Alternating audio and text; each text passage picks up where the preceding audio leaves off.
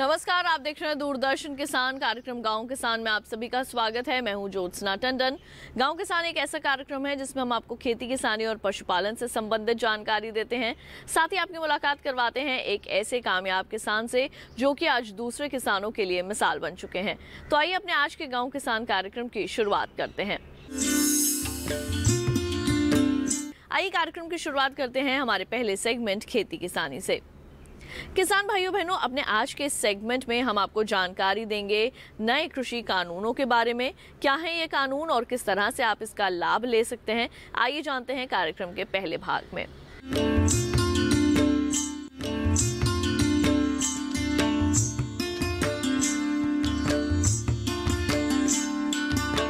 कृषि में सुधार करने के लिए सरकार ने कृषि उपज की बिक्री की व्यवस्था में कई अहम बदलाव किए हैं और सरकार का ये उद्देश्य है कि एक राष्ट्र एक बाजार जैसी स्थिति बने। इस दिशा में ऐतिहासिक फैसला लेते हुए सरकार ने कृषक सशक्तिकरण व संरक्षण कीमत आश्वासन और कृषि सेवा पर करार अधिनियम 2020 बनाया है, जिसका मकसद कृषि बाजार को उदार बनाना है। क्या है इस अधिनियम में विशेष, आइए जानते हैं। कृषि में कई अहम सुधार करने के लिए सरकार ने उपज बिक्री की व्यवस्था में कई जरूरी बदलाव किए हैं। इस दिशा में सरकार ने कृषक सशक्तिकरण व संरक्षण कीमत आश्वासन और कृषि सेवा पर करार अधिनियम 2020 लागू किया है। ये तीनों जो अभी नए कानून आए हैं, ये बहुत ही कोई एक तरह से मील का पत्थर बनेंगे। ये हमारे जिस तरह की कृषि भारत में कृषि और कृषि विपणन चल रही है, क्योंकि इसमें जो पहला कानून बना है वो उसमें one nation one agri market का जो विजुलाइज करा गया था वो अब बिल्कुल सच्चाई पे आ गया है। क्योंकि इसमें जैसे हम लोग सब जानते हैं कि पहले जो किसान थे वो उनको बाय फोर्स, क्योंकि सबसे पास वाली जो मंडी थी उसी की जानकारी रहती थी, तो वो वहीं जाते थे और ज़्यादा से ज़्यादा कोई अगर आसपास कोई और मंडी रही तो वहाँ पे, लेकिन एक राज्य से दूसरे राज्य में वो अपना सामान नहीं ले जा सकते थे। लेकिन अभी जो ये नया कानून आया है, इसमें जो ऑप्शंस हैं कि किसान कहाँ बेचना चाहता है, किसको बेचना चाहता है, कैसे बेचना चाहता है, ये इसको पूरा स्वतंत्रता मिल गई है। तो अब वो मंडी में भी अगर चाहे तो मंडी में जा सकता है, जो एपीएमसी मार्केट है, अगर उसको लगता है कि फ़ायदा वहाँ पर है तो वो वहाँ पे जा सकता है। अदरवाइज़ जो डायरेक्ट मार्केटिंग के ऑप्शंस हैं कि अपने खेत से या वेयर हाउस से, कोल्ड स्टोरेज से, कहीं से भी वो अपना माल बेच सकता है। तो ये तो किसान की तरफ की फ़ायदेमंद है, लेकिन व्यापारी को भी फ़ायदा हुआ है, क्योंकि पहले उसको हर मंडी के लिए लाइसेंस लेना पड़ता था और इंटर स्टेट ट्रेड में उसको दूसरे स्टेट का भी लाइसेंस लेना चाहिए पड़ता था। अब इसमें कोई समस्या नहीं है। एक पैन कार्ड अगर है व्यापारी के पास तो वो कहीं भी जाके डायरेक्ट खरीदारी कर सकता है। अब तक जो होता भी था कॉन्ट्रैक्ट्स, तो वो अनरिटन या कुछ मौखिक से हो जाते थे, लेकिन इसमें किसान के लिए सेफगार्ड्स बहुत रखे गए हैं। क्योंकि किसान थोड़ा सा वीक साइड अगर समझें उसको इस कॉन्ट्रैक्ट में, तो पूरे सेफगार्ड्स हैं कि जैसे पहले से ही पता रहेगा कि मेरे को किस बायर को देना है अपना सामान, किस क्वांटिटी का वो लेगा, किस प्राइस पे लेगा। तो ये फसल लगने के पहले ही प्राइस दोनों जने आपस में तय कर लेते हैं। और फिर ये है कि अगर जब वो सामान उठाएगा तो वो उस समय तो रसीद अपनी दे देगा। इनफैक्ट दोनों कानून में ये है, और 3 दिन में पेमेंट करना होगा। तो ये जो है सब ये राइडर्स काफ़ी अच्छे हैं, किसान की हित में है। और इन केस अगर कोई डिस्प्यूट आता है तो उसके लिए भी बहुत सहज तरीके हैं कि कोर्ट जाने की ज़रूरत नहीं पड़ेगी, बल्कि अपने लोकल या तो आपस में तालमेल हो जाए, या ज़्यादा से ज़्यादा एसडीएम के पास जाके वो 1 महीने के टाइम में उसको सुलह करनी पड़ेगी। किसके मतलब डिस्प्यूट रेजोल्यूशन हो जाएगा, 1 महीने का टाइम है उसमें। एमएसपी पहले भी थी, अब भी है और हमेशा रहेगी। तो इससे इन कानूनों से एमएसपी पे कोई फ़र्क नहीं पड़ने वाला है। इस बार इनफैक्ट जो एमएसपी अनाउंस हुई है उसमें फिर हम लोग ने देखा है कि फिर बढ़ोतरी हुई है, जैसे जो पहले की रिकमेंडेशन था। और ख़रीद भी ऑलरेडी शुरू हो गई है, क्योंकि पहले 1 अक्टूबर से होती थी खरीद शुरू, इस बार 26 सितंबर से ही खरीद शुरू हो गई है। तो इसको तो बिल्कुल खंडित करना चाहिए एट ऑल लेवल्स कि इन कानून से आने से एमएसपी पे कोई फ़र्क नहीं पड़ रहा है। एमएसपी चालू रहेगी जैसे हमेशा से रही है। इस अधिनियम के लागू हो जाने से अब किसान उपज से खाद्य उत्पाद बनाने वाले प्रोसेसर्स, व्यावसायिक कंपनियों, थोक और फुटकर विक्रेताओं व निर्यातकों के साथ कृषि उपज की बिक्री के लिए सीधे करार या व्यावसायिक समझौता कर सकेंगे। किसानों के लिए इसमें सबसे अच्छी बात ये है कि करार हो जाने के बाद फसल की अच्छी पैदावार के लिए जरूरी साधनों या इनपुट्स उपलब्ध कराने की पूरी जिम्मेदारी खरीदार की होगी। वहीं अधिनियम के लागू हो जाने से अब फसल की पैदावार के दौरान उस पर किसान का मालिकाना हक बना रहेगा। साथ ही किसानों को उपज की बिक्री पर होने वाले खर्च भी नहीं देने पड़ेंगे, यानी किसानों के मुनाफे में पहले के मुकाबले खासी बढ़त होगी। इसके अलावा पहले की तरह फसल का बीमा तो कराया ही जाएगा। साथ ही जरूरत होने पर किसान वित्तीय संस्थानों से कर्ज भी ले सकेंगे। इतना ही नहीं, किसानों को मौसम के जोखिम और बाजार के उतार चढ़ाव से भी सुरक्षा मिलेगी। ये अधिनियम अनुबंधित किसानों को नियमित और समय पर भुगतान की सुविधा भी देता है, यानी कृषि में हुए इन सुधारों से किसानों को काफी फायदा मिलने की उम्मीद है। इस तरह देखा जाए, ये किसानों के लिए सौगात है।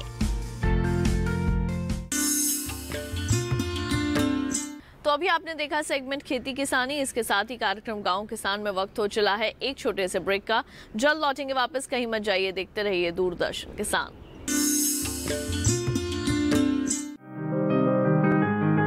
बीमारियों से कैसे बचेगी फसल, मवेशियों की मुश्किलों का क्या है हल, कहां से लाएं बीज, कितनी लगेगी खाद, किसानों के हर फोन का विशेषज्ञ देंगे जवाब। देखिए हेलो किसान लाइव सोमवार से शुक्रवार शाम 6 बजे।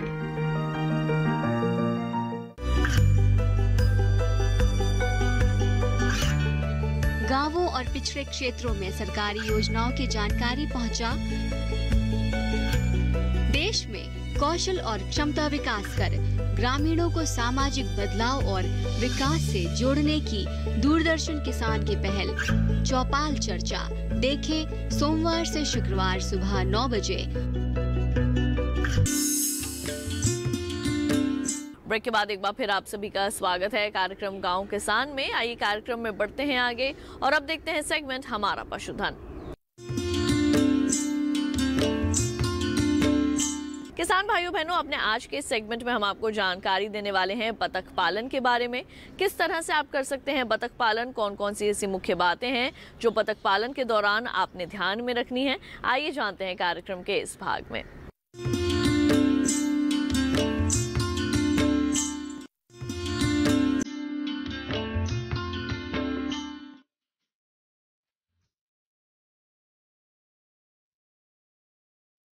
हमारे देश में अंडे और मांस की पूर्ति करने के लिए बत्तख पालन काफी लोकप्रिय व्यवसाय है। कम संसाधनों में इस व्यवसाय को आसानी से शुरू किया जा सकता है। खेती के साथ साथ बत्तख पालन तेजी से बढ़ता व्यवसाय है। इसे शुरू करने के लिए सबसे जरूरी आसपास पानी के स्रोत का होना है, जहां बत्तख आसानी से प्रजनन कर अंडे दे सके और विचरण कर सके। इसके लिए कृत्रिम तालाब बनाकर भी बत्तख पालन किया जा सकता है। बत्तख से अंडे और मांस दोनों ही रूप में मुनाफा कमाया जा सकता है। आमतौर पर उन्नत नस्ल की बत्तख एक साल में 300 से ज्यादा अंडे देती है। वहीं अंडे का वजन 65 से 70 ग्राम के बीच होता है। बत्तख के अंडे मुर्गी के अंडों से आकार में लगभग 50% बड़े, सुनहरे, मलाईदार जर्दी वाले होते हैं। यही वजह है कि लोग बत्तख के अंडे खाना पसंद करते हैं। मुर्गी की तुलना में बत्तख के मांस से मुनाफा भी ज्यादा होता है। इस तरह देखा जाए तो बत्तख पालन घाटे का सौदा नहीं है। बत्तख पालन से पहले किसान सुनिश्चित करे कि बाजार व्यवस्था कैसी है, साथ ही उस स्थान की जलवायु बत्तख पालन के लिए अनुकूल है या नहीं। साथ ही बत्तखों की उन्नतशील किस्मों का चयन स्थान की मांग के हिसाब से ही करे। अंडा देने वाली जाति में इंडियन रनर और कैंपबेल मुख्य है। मांस वाली जाति में ब्रॉयलर, पेकिन, एलिसबरी, मस्कोवी शामिल है।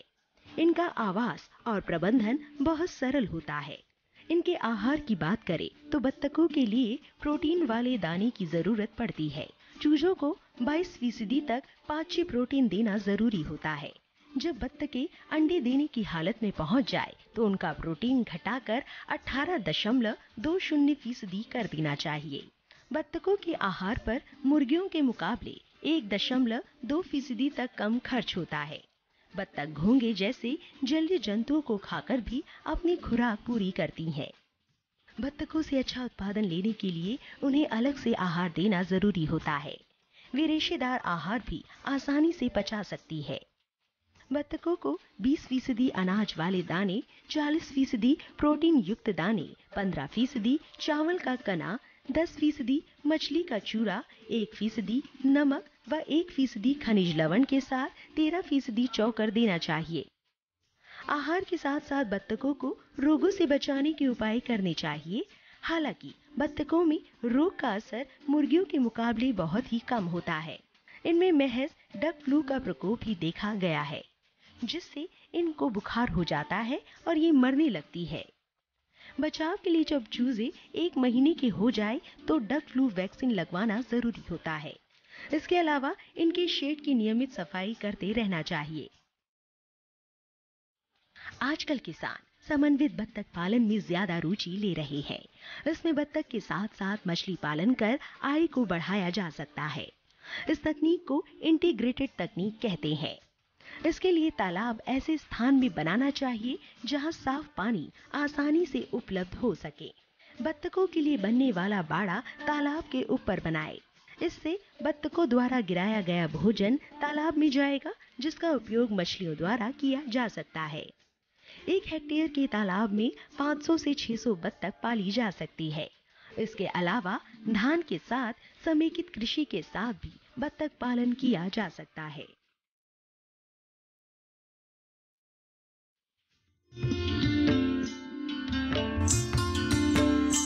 तो अभी आपने बतख पालन के संबंध में तमाम जानकारियां हासिल की। आइए बढ़ते हैं आगे, एक नजर डाल लेते हैं इस माह के पशुपालक कैलेंडर पर। पशुपालक कैलेंडर नवंबर माह में ध्यान देने वाली बातें। इस माह में तापक्रम अचानक कम होने की स्थिति में पशुओं को सर्दी से बचाव के उपाय करें। रात में पशुओं को खुले में ना बांधें।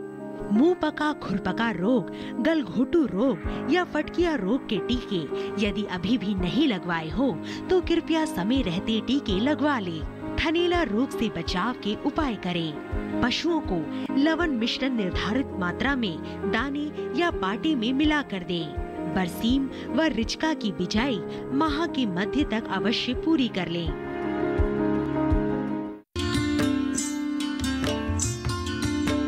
और इसके साथ ही गांव किसान कार्यक्रम में वक्त हो चला है एक और छोटे से ब्रेक का।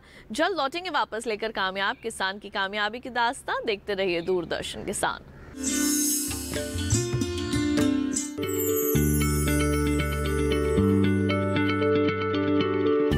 क्या आप किसी बीमारी से परेशान हैं? चाहते हैं डॉक्टर की सलाह? तो हम हैं आपके साथ। बताएंगे आपको जीने की राह। समस्याएं आपकी, समाधान देश के मशहूर विशेषज्ञों के। घर बैठे बात करें देश के जाने माने डॉक्टरों से। हमारे लाइव प्रोग्राम स्वस्थ किसान में हर शनिवार शाम 6 बजे से 7 बजे तक। बादलों की लुका छिपी, बारिश का हाल, बर्फ की चादर, बदलता रुख हवाओं का और मौसम के लिहाज से कैसे करें खेती, और भी बहुत कुछ। मौसम खबर लाइव रोजाना सुबह 8:30 पर, शाम 5 बजे और 7:30 पर।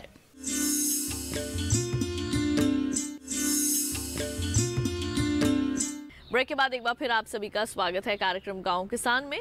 आइए बढ़ते हैं आगे और देखते हैं सेगमेंट कामयाब किसान की दास्तां।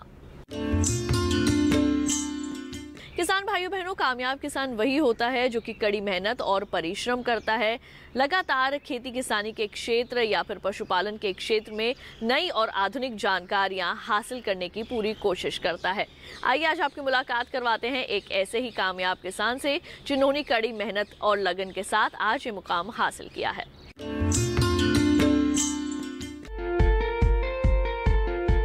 जैविक खेती भारत में कृषि का आधार रही है, जिसमें चारों ओर से संतुलन का सुकून मिलता है। यही कारण है कि देश के ज्यादातर किसान अब फिर से जैविक खेती की तरफ मुड़ रहे हैं। उत्तर प्रदेश के शामली के रहने वाले श्याम सिंह करीब 30 साल से खेती कर रहे हैं।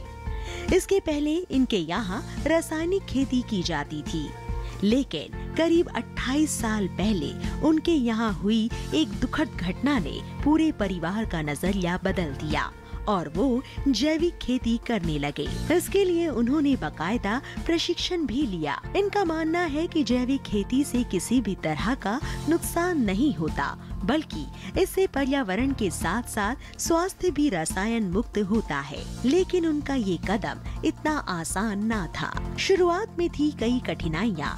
इस दौरान कुछ लोगों ने इनका उपहास भी बनाया, लेकिन श्याम सिंह ने लोगों की बातों को नजरअंदाज कर अपने लक्ष्य की ओर बढ़ते गए। पहले श्याम सिंह 2 एकड़ में बागवानी किया करते थे, लेकिन दायरा बढ़ाते हुए अब 3 एकड़ के खेत में फसलें उगा रहे हैं। इनके खेतों में कई तरह की सब्जियां और फलों के पौधे लहलहा रहे हैं। श्याम सिंह भूमि का बेहतर इस्तेमाल करके वो मल्टी लेयर खेती भी कर रहे हैं। श्याम सिंह भूमि का बेहतर इस्तेमाल करके मल्टी लेयर खेती भी कर रहे हैं। जैविक खाद को पाकर फसलें भी मुस्कुरा रही है। यही वजह है कि श्याम सिंह खेती और बागवानी से अच्छा मुनाफा कमा रहे हैं। वो बताते हैं कि किस तरह से केले के लगाए पौधों से उन्हें अतिरिक्त मुनाफा हुआ। 2 लोगों को कैंसर हो गया था, मेरे पिताजी को और मेरी चाची को। लगभग 91 में और 92 के आसपास उन दोनों को कैंसर था। 92 और 93 में उनकी दोनों की डेथ हो गई थी। तो मेरे मन में कहीं से उस समय ये था कि कहीं ना कहीं के ये खान पान की वजह से कुछ ऐसा हो रहा है। मेरा खेती की तरफ रुझान था कि मुझे खेती ऐसी करनी चाहिए जिसमें कोई जहर वहर ना हो बिल्कुल भी। मैंने सुभाष पालेकर जी का शिविर किया। वहाँ प्राकृतिक खेती के बारे में हमने बहुत कुछ सीखा। उसके बाद हमने प्राकृतिक खेती करना आरंभ कर दिया। और ये खेती जो होती है गौ आधारित होती है बिल्कुल। इसमें किसी भी तरह का पेस्टिसाइड, रासायनिक खाद का कोई प्रयोग नहीं है बिल्कुल भी। तो इस खेती से बहुत लाभ हैं। पर्यावरण की सुरक्षा होती है और खेती से इससे बहुत अच्छे अच्छे जो उत्पाद होते हैं वो बिल्कुल जहर मुक्त होते हैं। श्याम सिंह ने अपने खेतों में इस तरह से पौधे लगाए हैं कि इनके मुनाफे का सिलसिला लगातार बना रहता है। खेतों के चारों ओर लगे केले के पौधे तो बीच में लगाए गए पपीतों से पैदावार मिलती ही है। साथ ही इन पौधों के बीच के हिस्से में लगाए गए हैं हल्दी और अदरक की फसलों से जगह का सही उपयोग हो जाता है। इसके अलावा खेत की बाड़ के लिए लगाए गए कटहल और नींबू के पौधों से आय भी मिलती है और खेत की सुरक्षा भी हो जाती है। इनके साथ ही श्याम सिंह पारंपरिक खेती भी कर रहे हैं, जिसमें गेहूं और धान शामिल है, जो जैविक तरीकों से ही उगाई जाती है। जब हमने इस बाग की शुरुआत करी तो हमने शुरू में 2 साल तक इसमें सब्जियां करी और दलहन। हमें सब्जियों से अच्छा खासा मुनाफा हुआ और घर की सब्जियों का काम घर यहाँ से ही चला। बेल वाले होते हैं कृषि, वो हमने किया इसमें। उससे भी अच्छा खासा प्रॉफिट हमें ले रहे हैं। उसके बाद हमें 1.5 साल के बाद, यानी बाग लगाने के 1.5 साल बाद, हमने जब केला हमारा बड़ा हो गया और इसने प्रॉफिट देना शुरू किया तो इसने गन्ने को भी पीछे छोड़ दिया। 2 एकड़ में से लगभग 2 लाख रुपए हमें केले ने दिए, जो बिल्कुल एक्स्ट्रा में हमने लगाया हुआ था, यानी जिसका हमें लग ही नहीं रहा था कि इसका हमें कोई प्रॉफिट भी होगा। इसका डबल फायदा है हमें। इसका जो पत्ता होता है वो मल्चिंग के काम में करते हैं हम इस्तेमाल ज़्यादातर, लेकिन इसने फल भी बहुत अच्छा दिया। श्याम सिंह के जीवन में एक और घटना घटी, जिसने उन्हें और उनके बेटे को प्रकृति के और करीब ला खड़ा किया। इसके बाद उनका बेटा भी अब पिता के साथ मिलकर खेती में सहयोग कर रहा है। श्याम सिंह पानी प्रबंधन पर भी काम कर रहे हैं। उनका मानना है कि खेती के लिए पौधों को नमी की जरूरत होती है, अतिरिक्त पानी की नहीं। वो मानते हैं कि पानी प्रबंधन करके किसान करीब 70% तक पानी की बचत कर सकते हैं। साथ ही श्याम सिंह का कहना है कि बेहतर पैदावार के लिए मिट्टी में जीवाणुओं की संख्या होना जरूरी है। इसके लिए श्याम सिंह गोबर और गौमूत्र के घोल का इस्तेमाल करते हैं। वहीं कीटों के नियंत्रण के लिए नीम से बने घोल का प्रयोग करते हैं। इसके पीछे उनके खुद के कुछ अलग ही तर्क है। वो जैविक खेती के लिए इस्तेमाल होने वाली गोबर की खाद भी खुद ही बनाते हैं। कहीं से हमें पता लगा कि भाई इस तरीके से बागवानी में काफ़ी अच्छा काम किया है यूपी के किसान ने, तो इनका नाम सुना हमने, तो इसी वजह से हम खेती में हमारी काफ़ी रुचि है। तो इसीलिए हम चाहते थे कि देख के ही हम करें कुछ, ताकि जब हम देखते हैं तभी हमें पूरा आइडिया हो पाता है कि भाई हम क्या करना है, किस तरीके से करना है। एक किसान दूसरे किसान को बेहतर आसान तरीके से भी समझा सकता है, बताएगा, दिखाएगा। तो यहाँ के भी काफ़ी अच्छा लगा हमें, और इनका जो तरीका है अलग ही तरीका है, और इससे जाहिर है कि किसानों की आमदनी ज़रूर बढ़ेगी। तो अभी आपने देखा सेगमेंट कामयाब किसान की दास्तां। हम उम्मीद करेंगे कि हमारे आज के गांव किसान कार्यक्रम में दी गई जानकारियां आप सभी के जरूर काम आएंगी। तो आज के लिए केवल इतना ही, मुझे दीजिए इजाजत। आप देखते रहिए दूरदर्शन किसान। नमस्कार।